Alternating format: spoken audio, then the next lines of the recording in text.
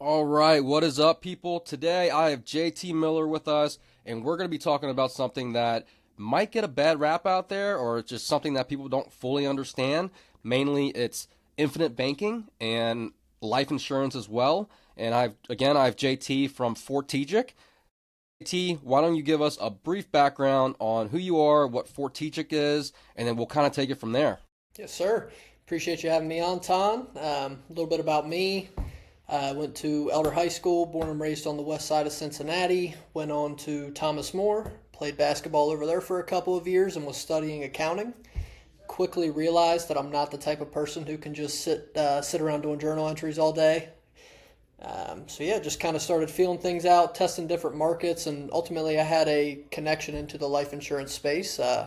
Good family friend of mine is with Nowen and Associates down in the Birmingham, Alabama area, and funny enough, their firm, so the creator of Infinite Banking, his name is Nelson Nash. He was from Birmingham. So their firm was kind of the ones who got this thing going, basically the way it was supposed to be. Now you see people popping up every day talking about Infinite Banking, but as Tom mentioned, it gets a bit of a bad rap because it is pretty complex. And at the end of the day, the worst part of it, in my opinion, is the agent building the policy or the strategy, they essentially get to dictate their commission. So that's typically when you see, horror stories of, oh, I put this money here and it's gone. They probably put them in a spot that maximized the agent's pay and not necessarily looked out for the client. So there's different types of life insurance. I don't know how much we need to dig into that, but primarily you have term insurance and you have permanent insurance, right? Term insurance is pure death benefit. It's solving for that variable. If you got a young family, maybe you just bought a house, might be something to look into. The only problem is you're not building any equity, right? You're kind of just renting. You're renting in order to protect against the worst case scenario. And you'll hear a lot of people nowadays say, buy term and invest the difference. And I don't disagree with them. If you're looking at a traditionally designed life insurance, permanent life insurance policy, it's typically not going to be a good place to park money. And the reason being is it's not being overfunded. So that brings me into the permanent life insurance side of things. There's a bunch of different products out there. The two big ones are whole life insurance and indexed universal life insurance.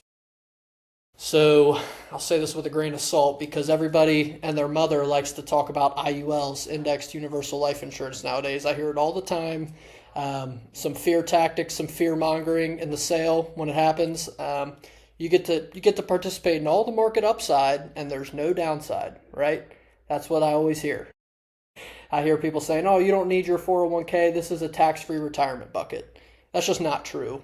Typically, when I look at an IUL illustration, they'll run it at about a 6% IRR every year, and that is just not realistic at all. That's before any cost of insurance. So with an IUL, your cost of insurance goes up each year you own it. That's why it looks really good on paper. The cash value looks fantastic because they don't take into account when you're 70 years old and that cost of insurance just starts eating away all your cash value. So I'm not going to sit here and nag on it. They have different purposes, but what I focus on is the whole life side, specifically a 10-pay whole life insurance policy. And the way we do it is we strip it down. Let's just use a round number, 100,000 for example. If someone wants to put in $100,000, that's not going towards death benefit. We reverse engineer things and we go to the life insurance company and we say, look, this person wants to put in $100,000. We'd like to buy the least amount of death benefit and maximize the cash value in the account from day one. Typically, that gets people about 65 to 70% liquid in the first year. So what we'll do is we'll fund that thing. You can fund it monthly, annually, whatever the case. Typically, our real estate investors are doing monthly. Just kind of keeps them with more liquidity. And what they'll do is they'll dump in a monthly payment, turn around the next week when they have a property to go flip. Maybe they need 50 grand for renovations. They'll borrow from their policy. So that's another cool thing. I don't want to get on too many tangents here, but when you put money into your policy, it functions very similarly to a home equity line of credit. I'm sure a lot of your listeners are familiar with those. Let's say Ton's got a $500,000 home and he wants to take a $100,000 HELOC. Maybe you're doing the kitchens, maybe you're renovating, whatever it is. Well, your $500,000 home is still appreciating. It doesn't recognize that the equity is loaned out. If you went to go sell it the next day on the market, it's not like you're only going to get 400 for it. You're going to get whatever it's worth, and then ultimately have to pay off what you didn't pay. So that's what we want to use to our advantage with these policies. We're going to borrow against that death benefit. So we're going to build up equity and borrow against it. And we really don't care if it never gets paid back, because that's what the death benefit's for when you're gone. And I mean, a lot of people think they're invincible, but everybody here is going to die one day. So why wouldn't we use that to our advantage? You know, especially being an investor and entrepreneur, the biggest thing that I see is you need liquidity and you need control. If somebody else is controlling your cash flow, or if it's not liquid, it's not going to do you much good. So I'm not against 401ks. Obviously, take your match, take your employer match. That's free money. But when it comes to, I mean, I love Roth IRAs as well, but they just serve different purposes. You know, like for me, I'll just tell you personally, I have 3 whole life policies. Looking to get into real estate, looking to get into syndications. I care more about my liquidity than, you know, having tax-free income when I'm 60, because I believe that when you have control to money, opportunities are going to find you. It's that simple. You know, if Ton, you and your company go do a new non-residential commercial offering, if I can't get access to my money, what good's it doing for me? That's my outlook. You need different buckets, obviously. You need long-term investments. You need short-term investments. And the last one that I like to focus on is you need a place to park your liquid capital. So, good example I always talk with people about, I don't know how familiar you are with the area, but up in Washington Courthouse, there's a huge Walmart distribution center.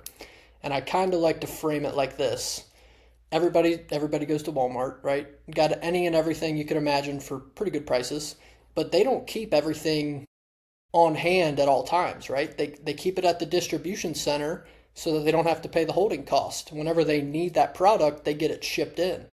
That's what we're doing with infinite banking. We're keeping our money in a distribution center, and when Ton has a new offering, maybe I find a new fix and flip from my realtor, I have access to capital. I can get my money in about 2 days. There's no loan application. It's a no-risk loan for the insurance company because they know you're going to die one day and ultimately get back what they sent you.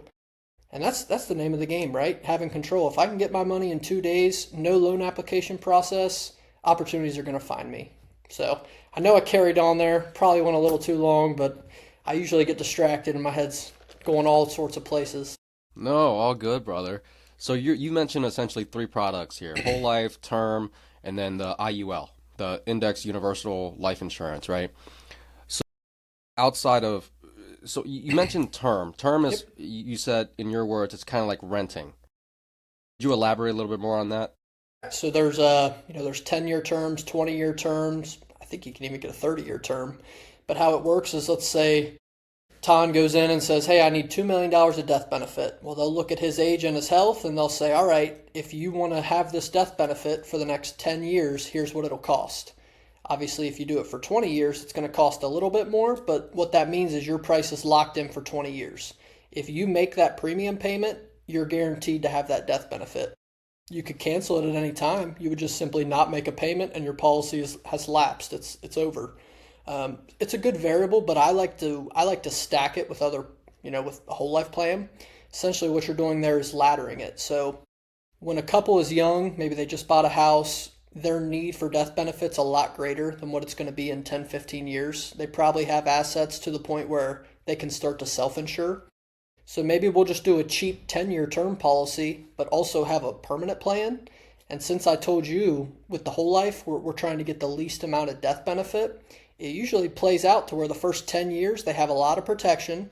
Maybe they have $2 million of death benefit. Good rule of thumb is take your annual income and multiply it by about 10. That's typically what we say for death benefit. So after 10 years, you got that big amount and then it drops off.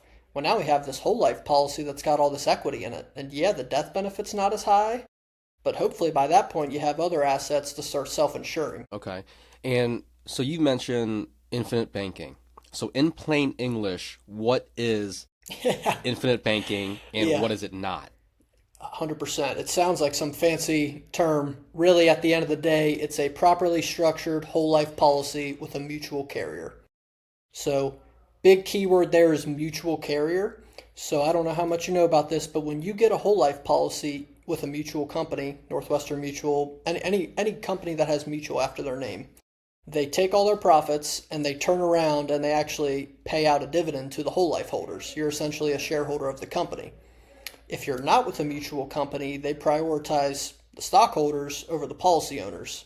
I'm not saying it's better or worse, but as you know, if they're more prioritized over rewarding stockholders rather than policy owners, probably not going to be in your best favor long term. Maybe I'm wrong, but that's my assumption. Okay. So let's get a little granular. Let's say, so I'm 33, and I want to go into one of these policies and do this infinite banking thing. Walk us through what happens to a dollar that I put into one of these policies. Where does it go, and when can I actually touch it? I know you mentioned there's like no loan docs and whatnot, Yes, but sir. I want to get a little bit more granular. Myself as well as the audience can get the full picture.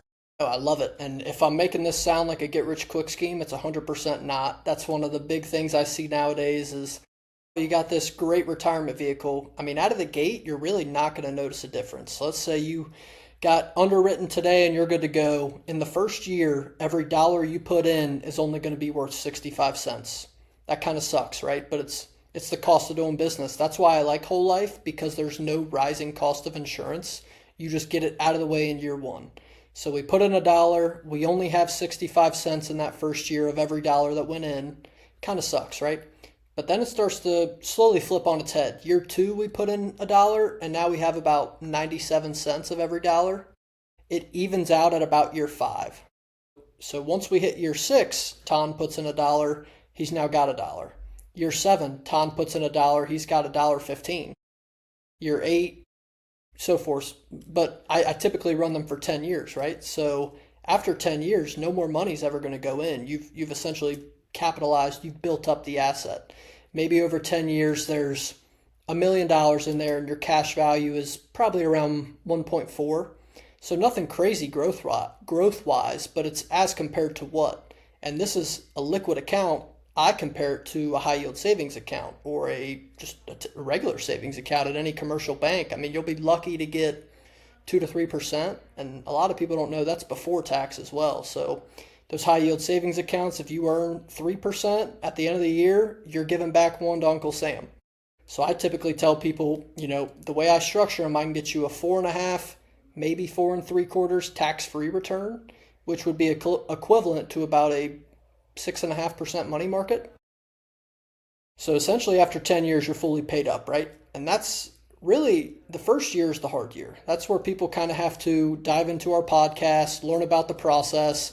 But that's not to say your money is locked up in the first year. I mean, you just can't access all of it, right? There was a cost to getting started. But I mean, once we hit year two, you're dollar for dollar. Let's say in 2 years you've put 200 in, you could probably pull out about 170. So you're going to borrow against your 200. You're going to do your real estate deal. And people always ask me this question, do I have to pay back my loans? And I simply say, do you want to do another deal? I mean, if you don't have more equity to borrow from, you should probably refill it and just do it again. Rinse and repeat. I forget who said this quote. I heard this the other day on a podcast. Money is like water. It has to flow or it gets stagnant. I feel that's such a good quote when compared to infinite banking. Is the product itself, the whole life policy, that's not going to do much for you. It's going to be a pretty good savings account, and it's going to pay out really good once you're gone. But it comes down to what you do with the money. I mean, we've been talking about loans. I'm sure a lot of your listeners want to hear what rate, right? So you can borrow from these policies at 4%, and it's a simple interest-only loan. So what that's saying is, let's say I took out 120 grand on a loan and I paid back 10 grand a month. So in a year, I was fully repaid. Well, every time I make a repayment, they recast my loan. So my actual interest cost is only, I've done the math, it's about 2.6%, and I was earning 4.5% on the larger number. So, I mean, like I told you, it's not a get-rich-quick scheme, but if you can pick up 1-2 points of arbitrage every deal you do, that does add up long term. And my goal is to not sell people a dream and say, hey, this is gonna check all the boxes. This is gonna be your tax-free retirement vehicle. It's like, hey, if I can provide value, getting you an extra point or two on every deal you do, I feel I've done my job. That's the goal of this thing, right? Borrow at 4, earn at 4.5 to 4.75. That's not a bad spread. Yeah. Now, you mentioned with your water analogy, if obviously you would have to repay it back in order to kind of reuse it. But what if somebody never pays it back? Do they continuously pay the 4%? So basically, since we're earning more than we're paying, the policy's never going to lapse, but we don't have more money to pull out. And then once that person passes away, let's say they had $1 million of death benefit. Maybe they took out $250,000 and never repaid it. Their beneficiary is going to get $1 million minus what their loan and interest has accrued to. So maybe it's up to 300. So their beneficiary would only get 700,000 instead of $1 million. That's kind of what I touched on, just being a no risk loan to the insurance company, because people say, "Oh, this is too good to be true. Why are they letting you do that?" Because they know you're going to pay back the loan eventually. It's just a matter of when. Right, right. Okay. So once let's say we're doing the whole life thing, right? And I'm going into this infinite banking thing where I'm borrowing from myself, utilizing the capital for real estate projects here and there, what have you. So the money that I am putting into this whole life insurance, the company itself is turning around and they are investing that in something, right? Correct. Yep. What does that look like? What are they investing in? Very long term, very safe plays. I mean, their goal with this is to get 6% and turn around and pay you out 4.5, 4 3/4 and pocket the difference. So a lot of people are like, "Oh, well, what happens if this insurance company goes under?" And I don't know how much you know about this, but I've done a lot of research because I'm a very analytical guy. I mean, almost every major bank would fail before any insurance company ever does. Reason being, banks only have to keep on hand 10% of deposits at any time. So if they have $10 million, they probably only have around $1 million on hand. Whereas a life insurance company, they actually have to keep $1 of asset for every dollar of obligation. So if somebody writes a policy and has $1 million of death benefit, they're required to keep that on hand at all times. So what they'll go do is maybe they'll buy 30-year bonds. They'll invest in real estate, agriculture, very, very safe plays. Their goal is to not get 10% a year. Their goal is to get 6.5, and ultimately pocket that difference that they pay you. Okay. Now, you mentioned a term called cash value. Could you talk about that a little bit more? And obviously, depending on the timeline that you're in with your policy, you get, so you mentioned the first year, 65% of your dollar, and then second year might be 97, and then it goes up year after year. So are you saying, let's say I had $1 million already in, and I started this, I don't know, however long ago, and now it's, like your example, the 1.4 million. So the cash value, are you saying, is 1.4 million that I can borrow against? Correct. Whatever Okay. your cash value is at, that's essentially your loan available. Now, I would recommend you don't leverage 100% of that. We want to keep a little bit in so that the policy never lapses. Because, I mean, why would you want to get rid of that death benefit if you didn't have to? I mean, I know death benefit's the last thing in mind, but if you had a 1.4 million of cash, your death benefit's probably in the 6 to 8 million range.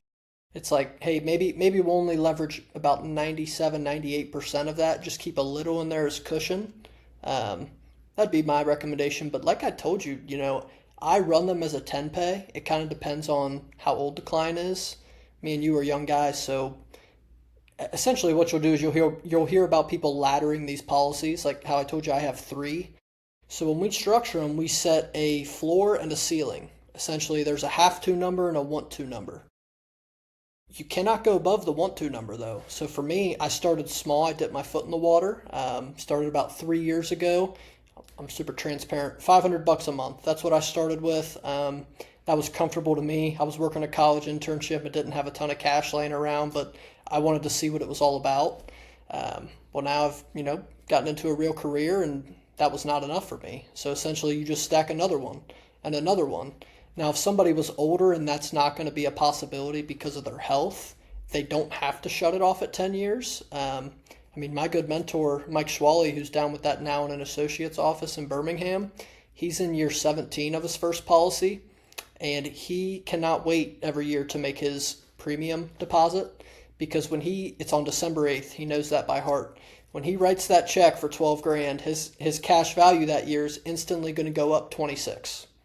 So he likes to talk about, I don't know where you're going to find a cash on cash return like that in a safe liquid savings account. I mean, he puts in 12 and he has an extra 14, ready to go leverage for anything. He just bought a condo down at Auburn. Exactly what he did is what we're talking about. He went into his policy and took a policy loan for about 150K, bought the condo, paid no realtor fees, essentially owned it outright. He owned his own mortgage. He's taking that cash flow and refilling his policy. So in about 8.5, 9 years, he'll be fully paid off on that loan he took for the condo. He'll own it free and clear. But his cash value also grew about 170 grand in that time. So his money was working in two places. It was working in the policy compounding, and it's working in the rental, just building equity as his tenants pay him their mortgage. Yeah, okay. So with these policies that you said are roughly 10-year terms, obviously you can go 20 and possibly there's a 30-year, but let's say we did the 10-year piece. So I essentially pay monthly into my policy for 10 years. And then after that 10 years is up, what happens then? I could either, kind of like you said, I could ladder it with something, call it 5-6 years down, open up another policy. But let's say for this example, I only have one policy and the 10 years is up. What happens after that? Now, are we talking a term or a whole life policy? Whole life.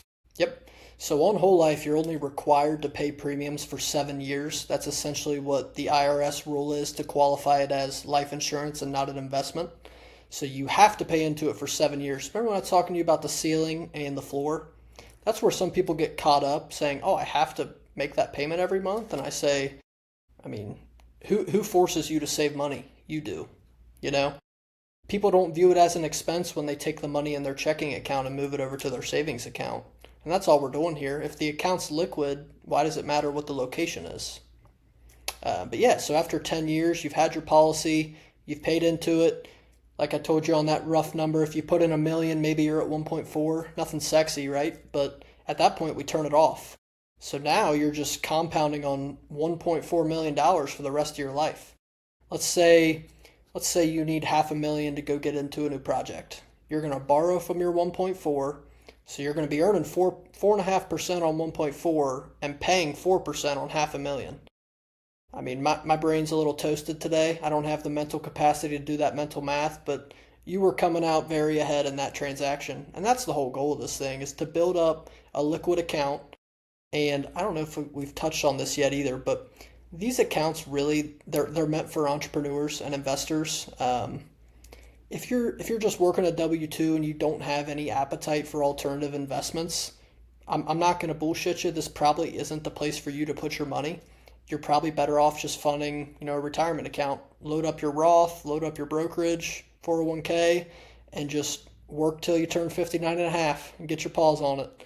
But if you want to get into alternative investments, you want to be in real estate, whatever the case is, maybe it's private equity, you need money and you need control. You can't wait till you're 59 and a half. So that's my 2 cents on it. Love it. Okay. Let's go towards the skeptic's corner a little bit, because I used to be a Dave Ramsey disciple. This was probably in my early 20s, just beginning to learn about finances and whatnot. So him himself, as well as a couple of other mainstream voices, I don't know if they hate it or they just dislike whole life insurance. Yep. So knowing that, what do you think they get right and what do they get wrong? 100%. I think they get right on the aspect that you're going to make more money. They only think about it in terms of rate of return, right? That's what everybody wants to talk about nowadays, is what rate of return can you get me? What's my rate of return? I kind of view it as what's equally as important is what volume are you earning interest on? The volume of interest is greater than the rate of return. If I'm earning 4% on $2 million, I'll take that all day over earning 10% on 250, So that's where I think they get a hiccup. They only think about different vehicles as what's the rate. And the second thing is he talks about buying term and investing the difference. I don't disagree. It's going to be cheaper to do that. But typically what we see is people do not always end up investing the difference, right? They go out to a nice dinner, whatever the case is. They're not going to invest that difference every single month. And I think it also comes down to your goals. I think Dave Ramsey does a fantastic job helping people get out of debt. But I also think he's meant more for the W-2 9 to 5 audience who, yeah, let's get out of debt, let's pay off our mortgage, let's load up this 401k and enjoy it when we're 60. Not saying there's anything wrong with that. I'm just saying for people in your position, as I'm sure you've seen, liquidity and control always come out on top. I mean, if you can go do 2 commercial real estate deals this year, that's going to be a hell of a lot better than getting a 10% return on your Roth IRA that you can't touch for 40 years. I would agree. I'm not saying he does anything wrong. I just think you kind of have to look in the mirror and see what kind of person you are. Maybe you are W-2. Maybe you do want to work and eventually retire. Or maybe you want to kind of be balls to the wall and take some risks. Maybe be your own boss one day. And that crowd is the crowd that this is primarily meant for. Got it. Well, I mean, Ramsey, I think he's a pretty avid investor out there. So it could be a marketing play where, again, his primary audience is just the W-2 guys, the 9 to 5 guys. He's probably secretly in whole life insurance. Who fucking knows, right? Yeah. Well, the funny thing is, I just saw this the other day. The new chairman of the SEC, I think his name's Paul Atkins. He oversees all of the, basically the stock market and regulations. He owns 33 whole life policies. They're on him, his wife, his kids, his business partners, his grandkids. So I don't throw that out there to kind of whitewash people, but it's like, hey, if this guy that oversees the stock market is doing it, it's probably a good thing. I mean, like I told you, though, it all comes down to the structure. I mean, 2 different insurance agents could show you 2 policies and both claim that they're doing infinite banking. There's a very high chance one of those policies is probably not in your best interest. And that's another thing I want to point out real quick. If you are meeting with somebody about an insurance policy, they're probably going to sweet talk you about the dividends and the guarantees. What you really need to ask is, what is the loan rate? What does it cost me to borrow my money? Because I'm not going to throw anyone under the bus, but one of my big competitors always says, oh, well, our whole life policies pay 5.25%. And then you look at their loan rate and it's 8%. So you actually lose almost 3% when you touch your money. So everybody's quick to brag about their returns and dividends, but nobody wants to talk about what it costs you to actually use your money. Yeah, that's kind of shitty. But so you mentioned Paul Atkins or whatever the hell his name is. He has 33 policies. So Correct. It sounds like there's really no limit to how many policies you can have.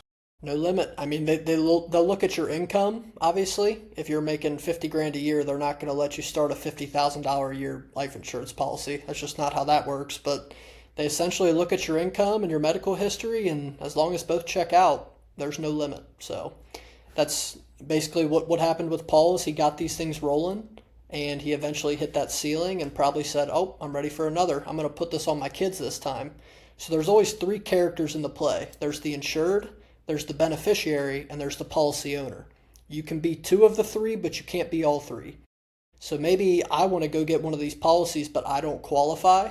I could go to my fiance and say, hey, I'm going to make you the insured. I'm actually going to own the policy and control the cash, and then we'll just make our kids the beneficiary.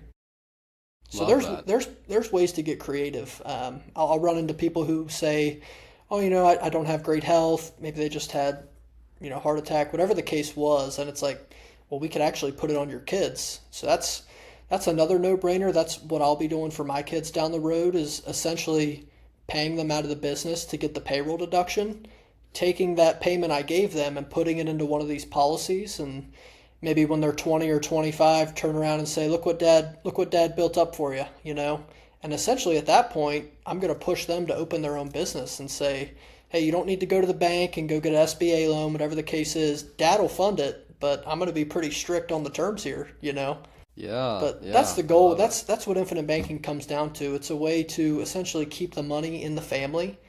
So I would get this going, put it on my kids, eventually my grandkids, and you hear stories all the time about the Rockefellers and all those people. That is what they did, essentially. It used to be called single premium life insurance. Around 1980, they shut that shit down because it was way too advantageous for the people putting money in. Essentially, single premium was, hey, if I'm, a Rockefeller, I could go give them $1 million and instantly borrow $1 million from it. There was no waiting period or anything. Now the death benefit was next to nothing, but that's all they would do is funnel their money into single premium life insurance, pull it right back out, and it would always stay inside the family. Got it. Okay. So let's say I had 33 policies and I wanted to take a loan out on those policies. Obviously, some of them are probably going to have a lot more liquid in there versus some of the ones that are a little bit more young, that are younger, right? So if, let's say with all 33, there's 3 million bucks in there total for all 33 policies, and I wanted to take out, let's say, $2 million, and I have to do that between multiple policies, and let's say I'm using Fortegic, would it be just like a one loan transaction type deal, or do I have to do it 33 times in order to get all this capital Yeah, that I need? yep, that's a good question, and that's actually partially why I feel we stand out. I never just sell a client a policy and don't talk to him again. I mean, my goal is to, hey, you're thinking of buying a car? Let's run the numbers. Let's see what it'll look like, or whatever the case is. You got a new real estate opportunity. So to answer your question, that is why I get paid. Essentially, I'll have my clients text or call me and say, hey, I got a real estate closing on Friday, need the funds Thursday night.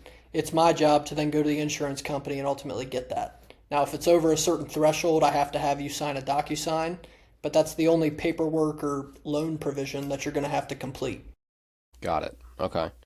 So for a just one whole life policy, what is the minimum amount that someone needs to be putting away for this to make sense? Yeah, there's really no minimum. When I meet with clients, sometimes they get surprised because I never tell them a value. I never start with showing them numbers. It's like, hey, what are you already saving? And I run into that all the time with, real estate investors is like, this sounds great. I want to do this, but I need to do this deal first. And I have to kind of combat that and say, I'm not trying to change anything you're doing. If you were Joe Schmo saving $100 a month, let's do that. This is going to be a better savings account long term than your high yield. Or maybe it's a real estate investor doing 2 million in transactions a year. It's like, I don't want you to stop doing your transactions. Like we talked about with the distribution center, we just want to add one layer into the puzzle. The money should come here first and then borrow against it. Don't spend it because let's say you built up $250,000 into one of those liquid accounts and you ultimately spend it. Spend it meaning you go fund an investment. Yeah, it's great because the investment's going to kick off returns, but now you have to start back over on your saving again. If you were earning 3% on $250,000 and the account's at 10 grand now, I mean, that opportunity cost is gone. Yeah. And it doesn't show up on a statement, so a lot of people don't think about it. But if I'm going to go get money from a hard money lender or from a bank and they're going to charge me, let's just say 4%, let's say it was cheap, why should I not charge myself the same interest to borrow my own money? And so I'll see some people talk about securities-backed lines of credit. Functions very similar. It's just a little more risky. You run into margin call. Typically, you can only get about 60, maybe 70% of your account. So it does work the exact same way, though. You take a securities-backed line of credit from maybe you have a self-employed 401k, whatever the case is, and you pay it back. That payback goes into your account. It doesn't go to interest. And that's essentially what you're doing right here. It's the exact same thing, except there's no risk involved, like we talked about, because you're borrowing at a fixed rate. Sure, sure. We touched on taxes just a little bit, but I want to expand on that just a tad. Does the growth within these policies really grow tax-free, or are there any other tax implications that we should be aware of? Correct, as long as the policy never lapses. If you remember, I was talking about leaving a little bit of margin in there, maybe only ever leveraging about 97, maybe a little lower than that, 95%. As long as we keep a little margin in there, the policy is not going to lapse and you will never get, never get a tax bill for it. Okay. And then, so let's say, sadly, I passed away and I had a whole life policy. Does my family or my beneficiary, do they get the cash value and the death benefit? And is that taxable? So, no, they do not get both. Reason being is the death benefit and the cash value are always going to equal each other at age 121. That's just what the actuaries have I don't know why they did it. It used to be 101, now it's 121. Meaning the death benefit's always going to vastly outweigh the cash value. So that's another misconception is, oh, they don't get both? No, because let's say you had $500,000 in cash value, your death benefit on that is every bit of $5 million. So no, they're going to take your death benefit, basically subtract your cash value, and pay out the difference, and that is tax free. Got it. Got it. Okay, that's good to know. You brought up another good point with the taxes too. I just thought of this. This isn't so much with the real estate investors, more on the realtors and business owners who maybe they don't get tax withholding or they make large quarterly estimates. What they'll do is they'll actually run their tax payments through these policies and borrow from it every quarter to pay that tax liability.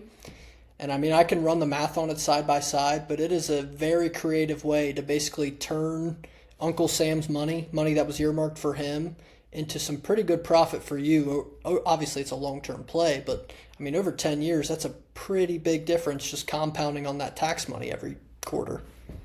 That's incredible. Okay. If you go online or if you talk to a lot of these life insurance companies, right? Yeah. Technically, there's a lot of people selling this shit right now. And a lot of them are selling it online or LinkedIn or what have you.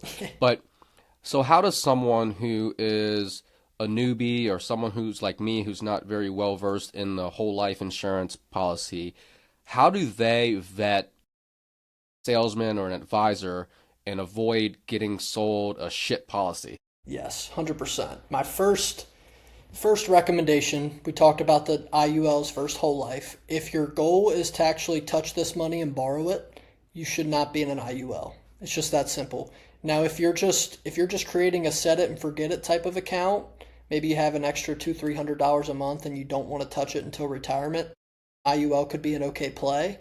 But if somebody is talking about infinite banking and not using whole life, that's a pretty big red flag. You should probably stop talking to that person at that point. Second off, I think we talked about always making sure you know what your loan rate is, because agents are quick to tell you what the guarantees are, and then sometimes you get bit in the ass when you find out how much it costs you to actually borrow.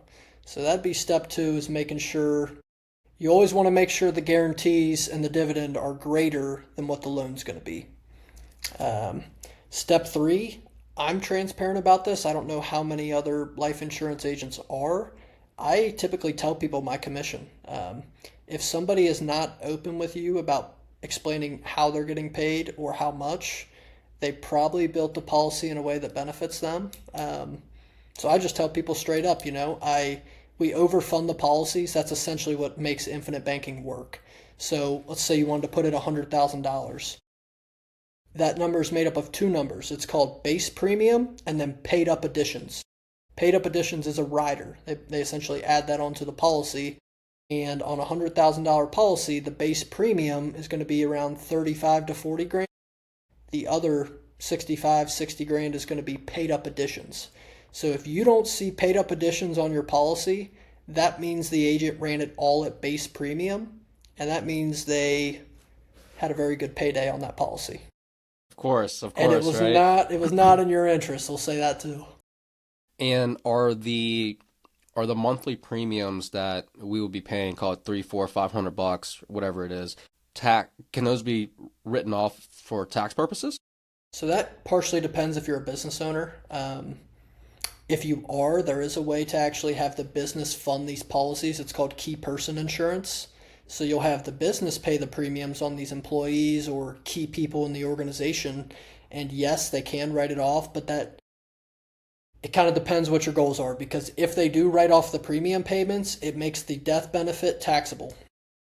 Oh. So you can run into some tax issues. We typically tell people to not deduct the premium payments. Depends on your goals. If you say, hey, I don't really care about the death benefit, it's going to be paid back into the business or whatever the case is, maybe that's a okay approach, but it's case by case. And I'm not a CPA, so I can't sit here all day and tell you this is advice or this is not, but from my experience, that's what I typically see is people not writing off the premiums. Okay, got it.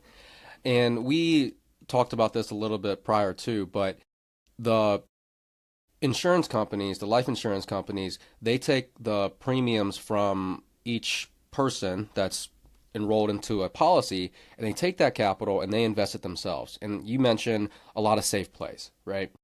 Have you seen life insurance companies invest in real estate in particular?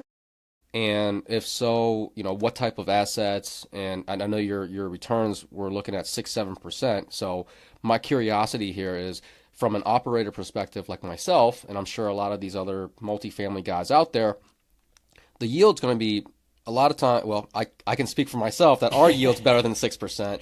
Yeah. The multifamily guys, I have no idea. A lot of them are in the shitter right now, so that might be a far-fetched play. But let's say I bring on an asset class like a retail strip center that's anchored by a grocery store or some large corporate company.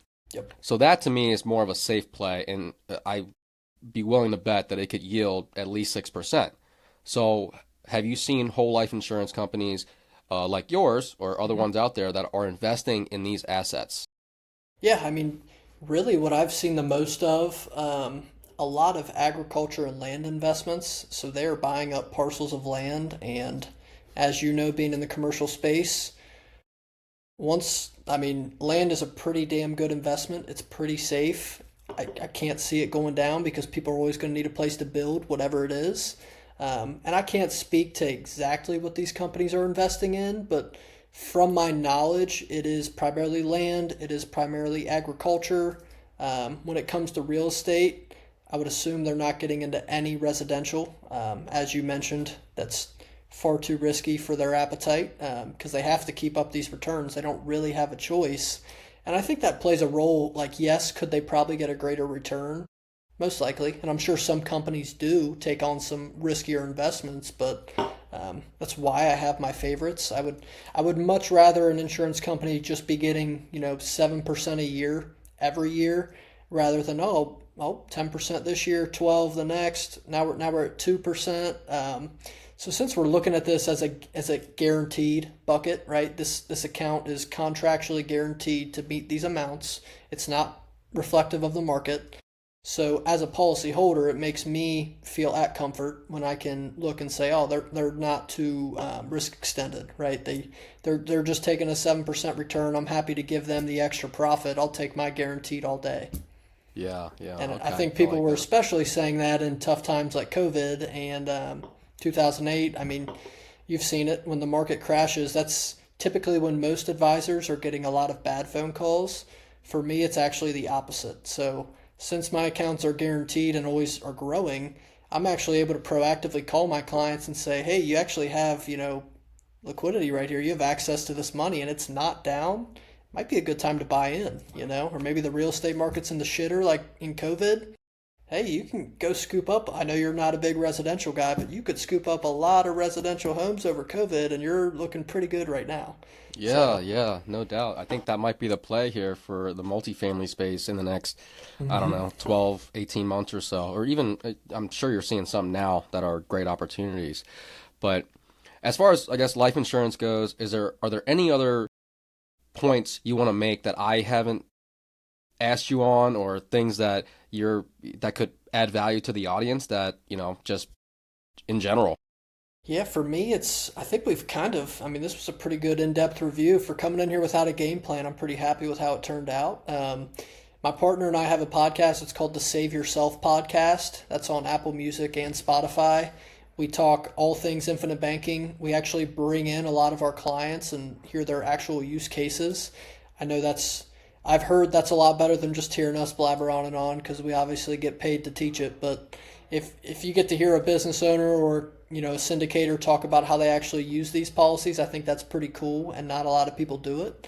So if we didn't touch anything today, Save Yourself Podcast. That's on Apple Music and Spotify. But I think we've really touched on a little bit of everything today.